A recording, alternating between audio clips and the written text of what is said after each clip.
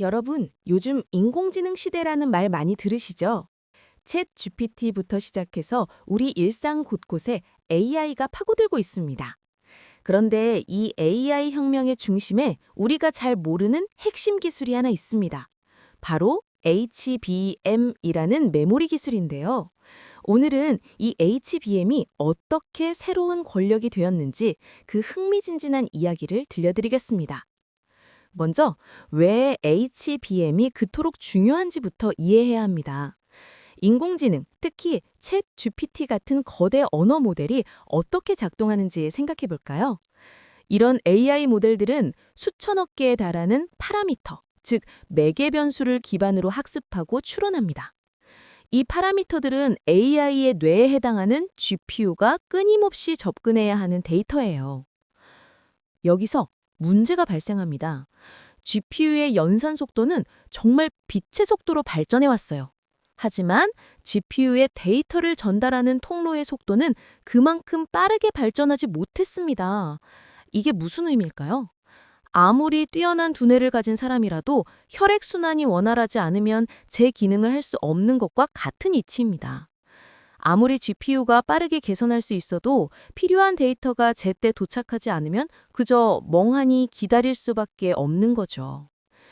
이런 현상을 전문가들은 메모리 월, 즉 메모리의 벽이라고 부릅니다.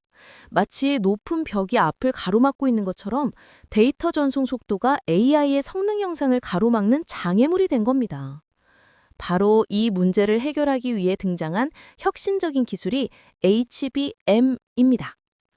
HBM을 쉽게 이해하기 위해 건물에 비유해 볼게요.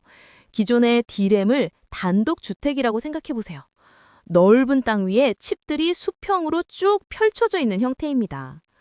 반면 HBM은 최첨단 기술이 집약된 초고층 아파트와 같아요. 일반 D램이 옆으로 넓게 퍼져 있다면 HBM은 위로 높이 쌓아 올린 구조인 거죠. 구체적으로 설명하면 HBM은 D램 칩을 아파트처럼 수직으로 여러 개 쌓아 올립니다. 8층, 12층, 심지어 그 이상으로 말이죠. 그리고 각 층을 TSV라는 기술로 연결하는데요. 이는 실리콘을 관통하는 전극으로 쉽게 말하면 아파트의 전용 엘리베이터를 상상하시면 됩니다. 수천 개의 아주 작은 엘리베이터가 각 층을 연결하고 있는 거예요.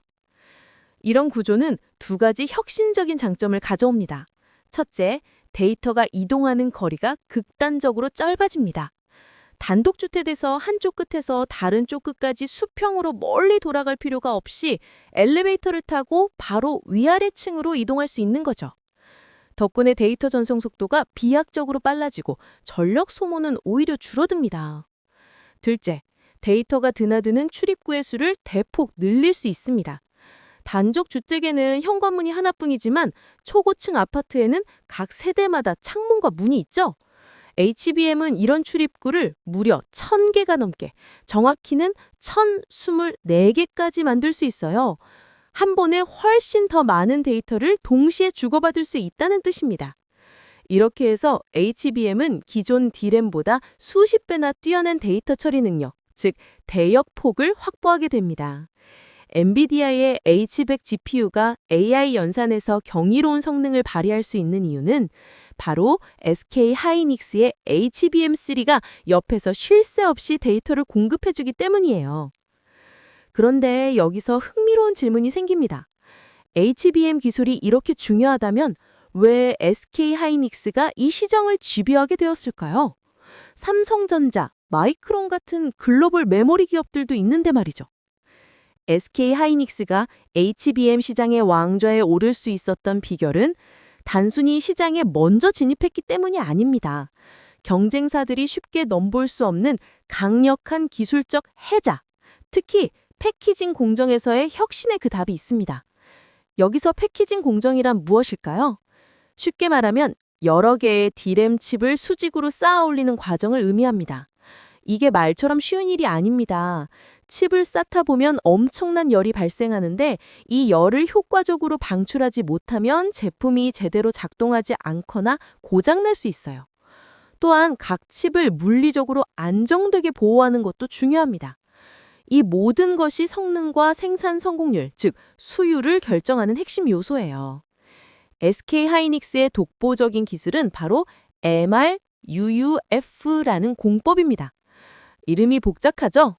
풀어서 말하면 매스 리플로우 몰디드 언더필인데 쉽게 설명하면 이렇습니다. 칩을 쌓고 난 후에 칩과 칩 사이의 미세한 틈을 액체 형태의 보호제로 한 번에 채워서 굳히는 방식이에요. 이 방식의 가장 큰 장점은 열 방출에 매우 유리하다는 겁니다. 칩 사이의 공간을 빈틈없이 채우기 때문에 D램 칩에서 발생하는 열이 외부로 빠져나가는 통로를 효율적으로 수행합니다. HBM처럼 좁은 공간에 열원이 밀집된 구조에서는 열 관리가 제품의 신뢰성과 직결됨으로 이는 결정적인 장점이에요. 또한 공정 자체가 비교적 단순해서 생산성을 높이고 수율을 확보하는 데도 유리합니다. 반면 경쟁사인 삼성전자가 초기에 채택했던 방식은 TCNCF라는 기술이었습니다. 이는 칩을 한 층씩 쌓을 때마다 얇은 필름 형태의 모듈을 사이에 넣고 열과 압력을 가해 접착하는 방식이에요. 이론적으로는 더 얇게 만들 수 있다는 장점이 있지만 각 층마다 필름을 입고 압착하는 과정이 복잡합니다. 그래서 공정 시간이 길어지고 층이 높아질수록 미세한 기포나 이물질이 유입될 확률이 높아져 수율 확보에 어려움을 겪는 것으로 알려져 있어요. 특히 필름 소재의 특성상 열 전도율이 MUF 방식에 비해 상대적으로 낮아 열 방출 문제에서도 약점을 보였습니다. 이러한 기술적 차이는 시장 점유율로 명확히 드러났습니다. SK 하이닉스는 AI 시장을 지배하는 엔비디아의 H100 GPU에 HBM3를 독점적으로 공급하며 시장의 주도권을 완전히 장악했습니다. 이는 단순한 공급 계약을 넘어선 엔비디아로부터 기술력과 양산 능력을 공식적으로 인정받았다는 의미예요. 더 놀라운 것은 SK 하이닉스가 차세대 품종인 HBM3E에서도 가장 먼저 엔비디아의 품질 검증을 통과했다는 사실입니다. 이는 기술 리더십을 다시 한번 입증한 것이죠. 그런데 여기서 한 가지 더 중요한 사실이 있습니다. SK 하이닉스와 엔비디아의 관계는 일반적인 부품 공급사와 고객사의 관계를 초월합니다. 이는 기술의 미래를 함께 설계하는 전략적 동맹에 가까워요. 엔비디아는 차세대 GPU를 설계하는 단계에서부터 SK 하이닉스와 긴밀하게 협력합니다. 미래의 AI 칩이 요구하는 메모리의 성능, 용량, 전력 효율 등 구체적인 사양을 공유하고 SK 하이닉스는 그에 맞춰 HBM을 개발해요. 이러한 공동개발 과정은 수년에 걸쳐 이루어지며 양사 엔지니어들 간의 깊은 기술적 신뢰와 이해를 바탕으로 합니다. 이런 깊은 파트너십이 SK 하이닉스에게 어떤 이점을 가져다 줄까요? 바로 강력한 경쟁 우위를 제공하는 선순환 구조를 만들어냅니다. 첫째, SK 하이닉스는 경쟁사보다 한 발 앞서 차세대 GPU에 필요한 메모리 기술의 방향성을 파악하고 개발에 착수할 수 있습니다. 엔비디아의 H100에 HBM3를 독점 공급하면서 얻은 경험과 데이터는 자연스럽게 차세대 B100, B200 GPU에 필요한 HBM3E의 개발에 자양분이 되었어요. 마치 시험 문제를 미리 알고 준비하는 것과 비슷한 거죠. 둘째, 이 과정에서 SK 하이닉스의 HBM은 엔비디아의 GPU 아키텍처에 최적화됩니다. 이는 단순한 스펙상의 우위를 넘어서 실제 시스템 환경에서 최고의 성능과 안정성을 보장하는 실질적인 기술 리더십으로 이어집니다. 마치 맞춤 정장처럼 딱 맞아 떨어지는 거예요. 셋째, 이러한 선순환 구조는 경쟁사들에게 엄청나게 높은 진입장벽으로 작용합니다. 경쟁사들은 단순히 더 나은 HBM 제품을 만드는 것을 넘어서 수년간 축적된 SK 하이닉스와 엔비디아 간의 기술적, 사업적 신뢰관계를 뚫고 들어가야 합니다. 이는 단순히 자본과 인력을 투입한다고 해서 단기간에 해결될 수 있는 문제가 아니에요. 생각해보세요. 여러분이 중요한 프로젝트를 진행하는데 5년 동안 함께 일해온 믿을 수 있는 파트너가 있다면 새로 나타난 업체가 아무리 좋은 조건을 제시해도 쉽게 바꾸시겠어요? 아마 그렇지 않을 겁니다. 엔비디아와 SK 하이닉스의 관계가 바로 그렇습니다. 더 나아가 HBM 시장에서의 압도적인 리더십은 SK 하이닉스의 다른 제품군에도 긍정적인 후광 효과를 미칩니다. 구글, 마이크로소프트, 아마존 같은 거대 클라우드 기업들, 이들을 하이퍼스케일러라고 부르는데요. 이들은 수십억 달러를 투자하여 AI 데이터 센터를 구축합니다. 이들에게 가장 중요하고 값비싼 부품이 바로 GPU 서버이고 그 핵심 메모리를 SK하이닉스로부터 공급받습니다. 이 과정에서 자연스럽게 SK하이닉스의 기술력과 신뢰성에 대한 높은 평가를 내리게 돼요. 그럼 어떤 일이 벌어질까요? 동일한 데이터 센터에 필요한 고용량 서버 디램이나 고성능 기업용 SSD를 구매할 때 이들은 SK하이닉스를 단순한 부품 공급업체가 아닌 신뢰할 수 있는 기술 파트너로 인식하게 됩니다. 이는 SK하이닉스가 일반 메모리 제품에서도 더 나은 가격을 받고 시정 점유율을 확대하는 데 기여합니다. HBM 사업부를 넘어 회사 전체의 수익성을 끌어올리는 중요한 동력이 되는 거죠. 이게 바로 후광 효과예요. 한 분야에서의 탁월한 성과가 다른 분야에도 긍정적인 영향을 미치는 거예요. 마치 올림픽 금메달리스트가 광고 모델로 인기를 얻는 것과 비슷한 원리입니다. 정리해볼까요?